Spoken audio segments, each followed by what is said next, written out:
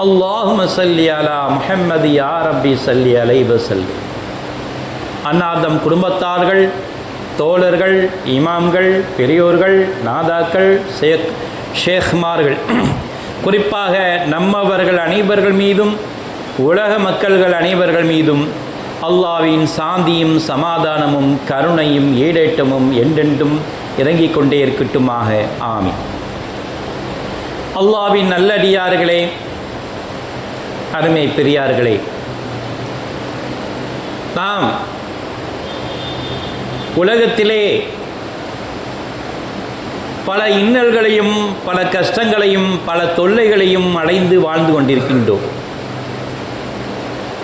யாருக்காவது எந்த பிரச்சனை இல்லை என்று கை தூக்கி சொல்லிவிட முடியாது. வாழ்நாளில் எந்த கஷ்டமும் வரல சொல்லிவிட முடியாது. என் கண்கள் கண்ணீரை வடித்து கன்னத்தை நனைத்திடவே இல்லை என்று ஒரு காலம் சொல்லிவிட முடியாது. ஏனென்றால் பிறந்ததிலிருந்து நாம் இறக்கின்ற வரை கவலைகளும் நம்மோடு பிறந்து விட்டது. துக்கங்களும் கஷ்டங்களும் நம்மோடு உலா வந்து கொண்டிருக்கின்றது. உலகத்திலே அழுகாமல் பிறந்த 2 குழந்தைகள், பிறந்த குழந்தைகள் அனைத்தும் அழுது கொண்டேதான் பிறந்து கொண்டிருக்கின்றன. ஆனால் உலகத்திலே 2 குழந்தைகள் கண்ணீர் சிந்தாமல் அழுகாமல் பிறந்திருக்கின்றது என்று நாம் பார்க்கும் பொழுது, ஒன்று எம் பெருமானார் ரசூலை கரீம் ஸல்லல்லாஹு அலைஹி வஸல்லம் அவர்கள் பிறக்கும் பொழுதும் அழுகவில்லை. ஈசா அலைஹிஸ்ஸலாம் அவர்கள் பிறக்கும் பொழுதும் அழுகவில்லை. 2 நபிமார்கள் மட்டும்தான் பிறக்கும் பொழுது அழுகாமல் பிறந்திருக்கின்றார்கள். மற்ற அனைவர்களும் அழுது கொண்டுதான் பிறந்தார்கள். ஆதம் அலைஹிஸ்ஸலாம் அவர்கள் பிறக்கவில்லை, படைக்கப்பட்டார்கள். ஆகவே அவர்களுக்கு அந்த தொல்லையே இல்லை. ஆனால் நாம் பிறக்கும் பொழுது ஏன் அழுகின்றார்கள், எதற்காக அழ வேண்டும் என்று நாம் சிந்தனை செய்து பார்க்கும் பொழுது, பிறந்த உடனேயே சைத்தான் அந்த குழந்தையுடைய தொடையை கிள்ளி விடுகின்றான். நான் வந்துட்டேன்பா, உன் கூட நான் வந்துட்டேன், துணைக்கு நான் வந்துட்டேன். அந்த குழந்தை அல்லாஹ்விடம் முறையிட்டு கதறுகின்றது.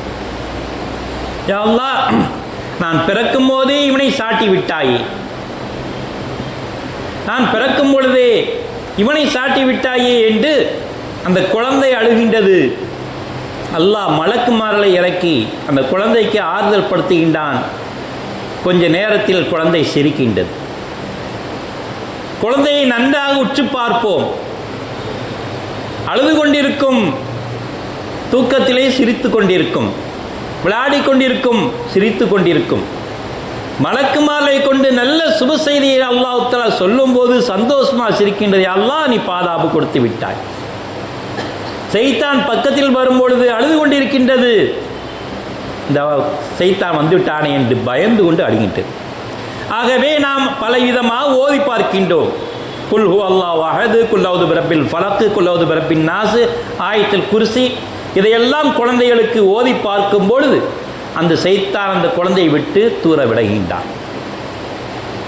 நாம் ஓதி பார்க்காமல் நல்ல அமல்களை செய்யாமல் அந்த குழந்தையை சைத்தானோடு உறவாட விட்டோமாண்டால் அது முழுக்க முழுக்க அந்த குணநலங்களோடு பிறந்து கொண்டிருக்கின்றது. ஆகவே தான் கொஞ்சம் கொஞ்சமாக சாட்டை அடிக்க வேண்டும் சைத்தானுக்கு. என் குழந்தையிடம் சேட்டையா காட்டுகின்றாய், உனக்கு நான் சாட்டை அடிக்கின்றேன் என்று குல் ஹு அல்லாஹு அஹது, குல் அஊது பிரப்பில் ஃபலக், குல் அஊது பிரப்பின் நாஸ், ஆயத்துல் குர்சியை ஓதி ஓதி ஓதி அஊது பில்லாஹி மினஷ் ஷைத்தானிர் ரஜீம், பிஸ்மில்லாஹிர் ரஹ்மானிர் ரஹீம், வலா பலாமுன் இல்லா பில்லாஹ். எந்த நல்லது கெட்டதும் அல்லாஹ் தஆலா தர எதுவுமே நடக்காது என்ற ஈமான் கொண்டு அந்த குழந்தைக்கு ஓதி பார்க்கின்றோம். ஆக மனிதனாக பிறந்து விட்டோம், பிள்ளையை இவ்வளவு பாதுகாத்து விட்டோம். நம்முடைய கஷ்டங்கள் தீருகின்றதா? சில பேர்களுக்கு பணக்கஷ்டம், மனக்கஷ்டம், உடல் வலி, எங்கெங்க வலி இருக்கின்றது என்று அவர்களுக்கே சொல்ல முடியாது. பல்வலி, இந்த வலியை பார்க்கவே முடியாதுப்பா. அந்த அளவுக்கு பல்வலி, உலகத்தில் யாருக்குமே இந்த வலி வந்துவிடக்கூடாது என்று பல்வலிக்காரர் சொல்லுவார். வயிற்று வலிக்காரர் என்ன சொல்வார்? வயிற்று வலி வந்துச்சுன்னா அப்பா கொடுமையாக இருக்கும், அந்த வலி யாருக்குமே வரக்கூடாது என்று வயிற்று வலிக்காரர் சொல்வார். தலைவலி, தலைவலியா அல்லாஹு அக்பர், தலையை போட்டு அடிக்கிற அடி இருக்கிறத அப்படி வலிக்குது என்று அவர் அங்கலாய்ப்பார். ஆக எந்த வழியாக இருந்தாலும் சரி, அந்த வலி ஓவர் ஆகும் பொழுது ஒவ்வொரு வழியை ஒப்பிட்டு பார்த்து இந்த வழியை விட எந்த வழியும் நமக்கு வரக்கூடாது என்று துடிப்பார். உடல் வலியிலிருந்து, தலைவலியிலிருந்து, வயிற்று வலியிலிருந்து, கைகால் வலியிலிருந்து, நரம்பு வலியிலிருந்து எந்த வழியாக இருந்தாலும் சரி, வயோதியாகிவிட்டோம், காலை நீட்ட முடியவில்லை, மடக்கவில்லை, 5 நிமிடம் உட்கார முடியவில்லை, காலை மாற்றி மாற்றி உட்கார முடிய வேண்டி இருக்கின்றது, அவ்வளோ வலி வலிக்கின்றது. இப்படியாக இந்த வலிகளால் மன உளைச்சல், இந்த வலி அல்லாஹ் கொடுத்துட்டானே, இப்படி மன உளைச்சல் கடந்து அந்த இன்னும் நோயை உருவாக்குகின்றது. ஒரு மனது சரியாகிவிட்டால், மனது சந்தோஷமாகிவிட்டால் நோய்கள் பறந்துவிடும். மனதிலே கவலைகள் குடிகொண்டு விட்டால் நோய்கள் அதிகரித்துவிடும். ஆக வலி வலி என்று நாம் துடித்து கொண்டே இருந்து மனதிலே போட்டு அதை ஏற்றி கொண்டோம் என்றால் இன்னும் வலி அதிகமாகிக்கிட்டே தான் இருக்கும். அதுக்குண்டான வழிமுறை என்ன? இந்த வலியை போக்கக்கூடிய வழிமுறை என்ன? இறைவனிடம் சரணாகதி அடைவது. பெருமானார் ரசூலுல்லாஹி கரீம் ஸல்லல்லாஹு அலைஹி வஸல்லம் அவர்கள் என்னென்ன துஆக்களை எல்லாம் நமக்கு கற்றுத்தந்தார்களோ அந்த துஆக்களை எல்லாம் ஓதுவது. வீட்டுக்குள் நுழையும் போது எப்படி நுழைவது, பள்ளிவாசலுக்குள் நுழையும் போது எப்படி நுழைவது, செருப்பை போடும்போது, பாத்ரூம் போகும்போது எவ்வளோ துஆக்கள் இருக்கின்றன. அந்தந்த துஆக்களை ஓதும் பொழுது சைத்தானால் ஏற்படக்கூடிய வலியை அங்கே போக்கப்படுகின்றது. வலியை உருவாக்கக்கூடியவன் யார்? சைத்தான் தான். ஐயூப் அலைஹிஸ்ஸலாம் அவனுக்கு எவ்வளோ பெரிய கொடுமையை நான் செய்தான். உடம்பு முழுவதும் சதைகளால் சின்ன பின்னமாக்கி புழுக்களால் மொய்க்க ஆரம்பித்து ஊர் மக்கள் எல்லாம் அவரை தூக்கி காட்டிலே போடக்கூடிய அளவுக்கு ஒரு நபியாக, அல்லாஹ்வின் தூதராக இருந்தவர் என்று மதிப்பு மரியாதை இல்லை. அவர் உடம்பில் நாற்றம் அடிக்கின்றது, அவர் ஊளைச்சதையெல்லாம் வழிந்து ஓடுகின்றது. ஆகவே அவரை அப்புறப்படுத்துவோம், அந்த நோய் நமக்கு வந்துவிடக்கூடாது என்பதற்காக வேண்டி அப்புறப்படுத்தினார்கள். புழுக்கள் கீழே விழுந்தாலும் எடுத்து உடம்பிலே விட்ட உனக்கு உணவு என்னுடைய சதையில தான் அல்லாஹ் உனக்கு நியமித்திருக்கின்றான், ஏன் எங்கே போகின்றாய் என்று அந்த புழுவை கூட எடுத்து தன் உடம்பிலே விட கூடையவர்களாக இருந்தார்கள். ஐயூப் அலைஹிஸ்ஸலாம் அவர்கள் தன் மனைவி, முதல் மனைவி ஓடிவிட்டார்கள், 2வது மனைவி பாதுகாத்தார்கள். இதெல்லாம் சைத்தானின் சூழ்ச்சியால் செய்யக்கூடிய வேதனை என்று குர்ஆன் நமக்கு கற்றுத்தருகின்றது. அந்த ஐயூப் நபியிடம் கேட்கும் பொழுது, நபி அவர்களே, வாழ்நாளிலே நீங்கள் படும் கஷ்டங்கள், என்னென்ன துயரங்களை உயரமாக கருதினீர்கள், இதுதான் எனக்கு வாழ்க்கையிலே ரொம்ப பயங்கரமான வேதனை என்று கருதிய நிலை என்ன என்று கேட்கும்போது உடல் வேதனையை சொல்லவில்லை, எனக்கு இந்த நோய் வந்தது என்று சொல்லவில்லை, ஊர் மக்கள் எல்லாம் என்னை தூக்கி எறிந்தார்கள் என்பதை சொல்லவில்லை, எதிரிகளால் எனக்கு ஏற்பட்ட வேதனையைத்தான் நான் பெரிய வேதனை என்று ஐயூப் அலைஹிஸ்ஸலாம் அவர் சொல்லி காட்டினார். நாம் உடல் வேதனை மட்டுமே அடைந்து கொண்டிருக்கின்றோம். எதிரிகளால் சூழ்ச்சிகள், வியாபாரத்தில் சூழ்ச்சி, தொழிலிலே சூழ்ச்சி, அவர் முன்னுக்கு வரக்கூடாது, எப்படியாச்சும் இழுத்து கீழே விட்டுறணும். வியாபாரத்தில் இப்படி கொடி கட்டி பறக்கிறாரு, கண் திருஷ்டியால் அவரை போக்க வேண்டும், சொல் வன்மையால் அவரை தீர்க்க வேண்டும். 2 விஷயத்தில் மனிதனை தீர்க்கின்றார்கள். அடுத்தவர்கிட்ட போய் இவ எப்படி பணம் வந்து தெரியுமா, எப்படி முன்னேறினா தெரியுமா, சொல்லால் தீர்க்கிறது அல்லது கண்ணால் தீர்க்கிறது. ஏக்கத்தோடு பெருமூச்சோடு அவரை பார்ப்பது, கண்ணால் தீர்ப்பது. இந்த 2 விஷயத்தால் ஒரு மனிதனை சாடுவது. இதுக்கெல்லாம் பெருமானார் ரசூலை கரீம் ஸல்லல்லாஹு அலைஹி அவர்கள் என்ன வழிமுறை கற்றுத் தந்திருக்கின்றார்கள் என்று பார்க்கும்பொழுது எல்லாவற்றுக்கும் அல்லாஹ் தஆலாவின் உதவியை கொண்டு பெருமானார் ரசூலை கரீம் ஸல்லல்லாஹு அலைஹி அவர்கள் துஆவை கற்றுத் தந்திருக்கின்றார்கள். நபி ஸல்லல்லாஹு அலைஹி அவர்கள் தாங்க முடியாத சோதனை, அழிவில் வீழ்வது, விதியின் கேடு, எதிரிகளால் ஏற்படும் மன உளைச்சல் ஆகியவற்றிலிருந்து இறைவனிடம் பாதுகாப்பு கேட்டிருக்கின்றார்கள் என்று புகாரி ஷரீஃபிலே 63-47 ஹதீஸிலே பதிவு செய்யப்பட்ட ஹதீஸ். எதிரிகளால் சூழ்ச்சியா துஆ கேட்டார்கள், அழிவா துஆ கேட்டார்கள், சோதனையா துஆ கேட்டார்கள், வேதனையா துஆ கேட்டார்கள், விதியின் கேடால் ஏற்பட்ட வேதனையா அதுக்கும் துஆ கேட்டார்கள். எல்லாருக்கும் துஆ கேட்க பெருமானார் ரசூலை கரீம் ஸல்லல்லாஹு அலைஹி வஸல்லம் கற்றுத் தந்திருக்கின்றார்கள் என்றால் அந்த துஆவை கேட்ட அவர்களுக்கே அவ்வளவு பெரிய கடுமையான சோதனை. துஆவே கேட்காமல் நாம் உட்கார்ந்திருந்தால் நமக்கு எவ்வளவு பெரிய சோதனை இருக்கின்றது என்பதை நாம் சிந்தனை செய்வார். அல்லாஹ் தான் நம்மை காப்பாற்ற வேண்டும். பெருமானார் ரசூலை கரீம் ஸல்லல்லாஹு அலைஹி வஸல்லம் சொல்லி காட்டினார்கள், இறைவா, நான் இஸ்லாத்தை நிறைவு செய்துவிட்டேன், ஆகவே நின்ற நிலையிலே என்னுடைய இஸ்லாத்தை பாதுகாப்பையாக, உட்கார்ந்த நிலையிலும் என்னை பாதுகாப்பையாக, படுத்த நிலையிலும் என்னை பாதுகாப்பையாக, பொறாமைக்காரர்களால் ஏற்படக்கூடிய துன்பத்தையும் எதிர்களால் ஏற்படக்கூடிய சூழ்ச்சியையும் விட்டும் மன உளைச்சலை விட்டும் என்னை பாதுகாப்பு தந்துவிடாயாக, அந்த சோதனை எனக்கு தந்துவிடாது. பெருமானார் ரசூலை கரீம் ஸல்லல்லாஹு அலைஹி வஸல்லம் கேட்ட துஆ. அல்லாஹும்ம இன்னா நஜ்அலுக மின் நுஹூரிஹிம் வ நஊது பிக மின் ஷுரூரிஹிம். இறைவா, நிச்சயமா நாங்கள் உன்னை அவர்களின் சூழ்ச்சியை தடுத்து அவர்களை அழிக்கும் ஆற்றல் உனக்கு தான் இருக்கின்றது. எதிரிகளுடைய சூழ்ச்சியை தடுத்து அழிக்கக்கூடிய ஆற்றல் யாருக்கு இருக்கின்றது? உனக்கு தான் இருக்கின்றது. அவர்களின் தீமையிலிருந்து நாங்கள் உன்னிடம் பாதுகாப்பு தேடுகின்றோம். சைத்தானுடைய சூழ்ச்சியும் இருக்கின்றது, மனிதனுடைய சூழ்ச்சியும் இருக்கின்றது. ரெண்டு பேர் சூழ்ச்சியையும் அல்லாஹ் தஆலா இந்த ஒரு துஆவின் மூலமாக பெருமானார் ரசூலை கரீம் ஸல்லல்லாஹு அலைஹி வஸல்லம் கற்றுக் கொடுத்து விட்டார். அபூதாவுதிலே பதிவு செய்யப்பட்ட ஹதீஸ் 1537 பதிவு செய்யப்பட்ட ஹதீஸாக இருக்கின்றது. இப்படியாக எந்த விஷயமாக இருந்தாலும் சரி அல்லாஹ்விடம் துஆ கேட்கின்றார்கள். ஆகவே தான் எதிரிலிருந்து பாதுகாப்பு பெற்றார்கள், ஈமானை சலாமத்தை பெற்றார்கள், ஈமானின் வலுவை பெற்றார்கள்.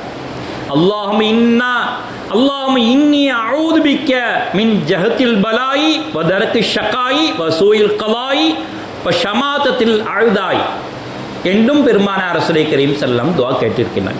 யா அல்லாஹ், நான் உன்னிடம் தாங்க முடியாத சோதனை விட்டும் அழிவில் வீழ்வது, விதியின் கேடு, எதிரிகளால் ஏற்படும் மன உளைச்சல் ஆகியவற்றிலிருந்தும் பாதுகாப்பு தேடுகின்றேன். எவ்வளோ அழகான துவா! இந்த துவாவை நாம் காலையில் இருந்து சுபுஹ் துவா கேட்டோம் என்றால் நிச்சயமாக எந்த ஒரு அழிவும் நமக்கு ஏற்படாது. சைத்தானில் இருந்தோ அல்லது ஜின்களில் இருந்தோ அல்லது மனிதர்களில் இருந்தோ சூழ்ச்சியால் பின்னப்படுவதன் மூலமாக, அழிவின் மூலமாக, வேதனை மூலமாக, கஷ்டத்தின் மூலமாக ஏற்படும் சோதனை விட்டும் அல்லாஹ் தஆலா பாதுகாத்து. ஒவ்வொரு நபிமாரும் துஆ கேட்டிருக்கின்றார்கள். ஃபதஆ ரப்பஹு அன்னி மக்லூபுன் ஃபன்தஸிர். நூஹ் அலைஹிஸ்ஸலாம் அவருடைய கவுமுகள் அவர்கள் சமூகத்தார்கள் ஏற்பட்ட தொல்லையில் இருந்து நூஹ் அலைஹிஸ்ஸலாம் கேட்ட துஆ. நிச்சயமா நாம் தோல்வி அடைந்தவர்களாக இருக்கின்றோம், ஆகவே நீ எனக்கு உதவி செய்வாயாக என்று அல்லாஹ்விடம் துஆ கேட்கின்றார். யா அல்லாஹ், இந்த என்னுடைய சமூகத்தார்கள் என்னை பாடாது பாடுபடுத்துகின்றார்கள், அவர்கள் முன்னால் நான் தோல்வியற்றவனாக இருக்கின்றேன், எனக்கு வெற்றியை கொடு என்று துஆ கேட்கின்றார். மூசா அலைஹிஸ்ஸலாம் அவர்களும் ஹாரூன் அலைஹிஸ்ஸலாம் அவர்களும் கால லா ரப்பனா இன்னனா நகாஃபு ஐ யஃப்ருது அலைனா அவ் ஐ யத்கா.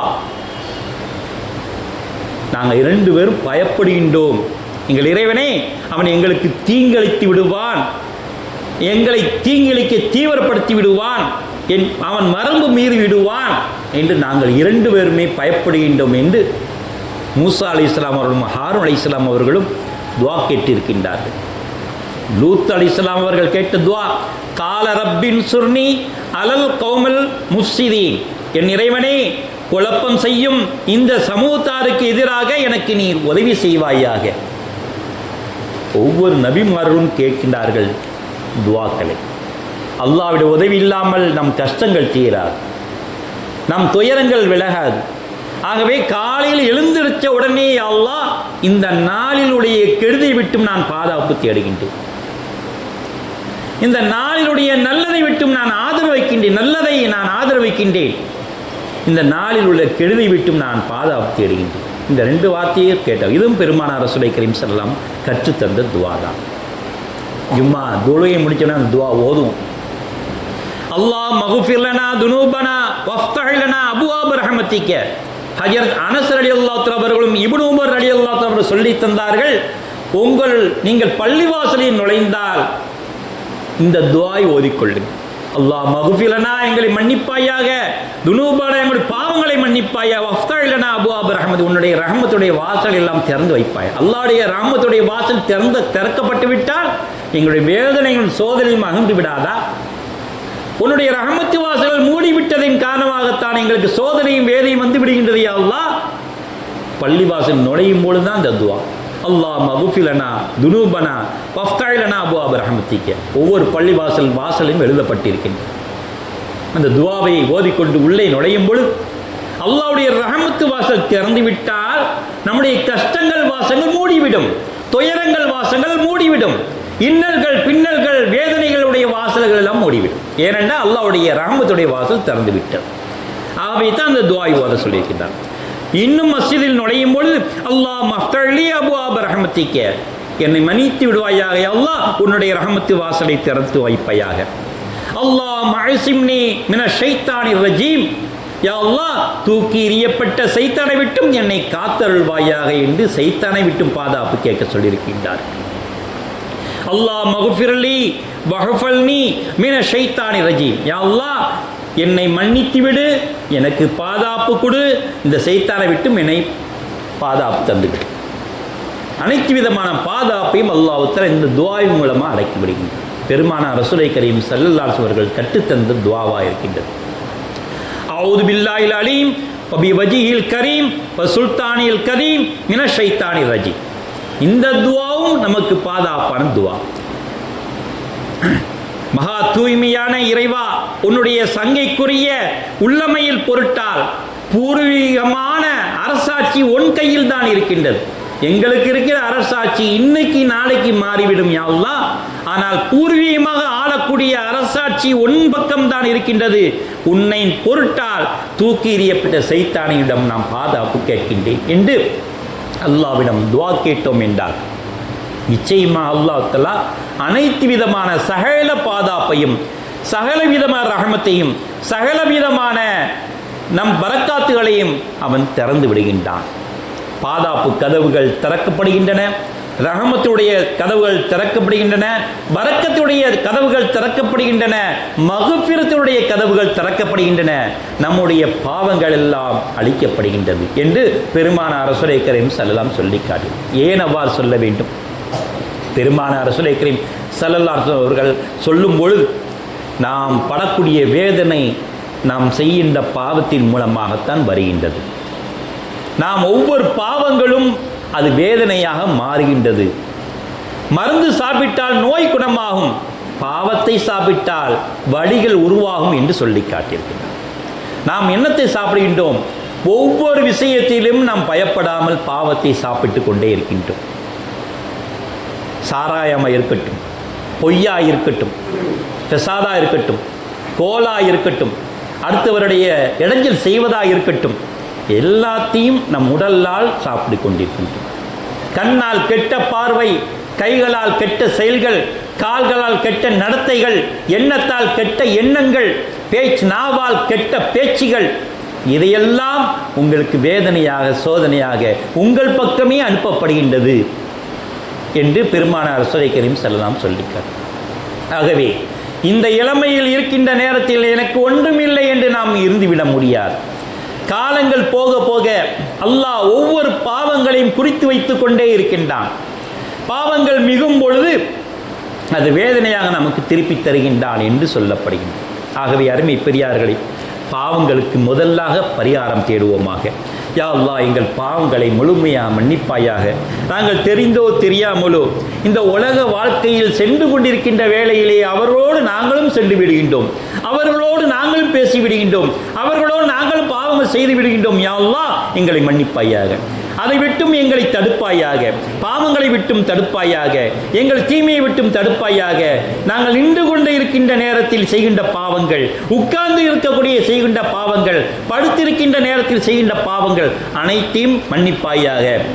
நீயே மன்னிக்கக்கூடியவனாக இருக்கின்றாய். வாஹிர்தான அல்ஹம்துலில்லாஹி ரப்பில் ஆலமீன்.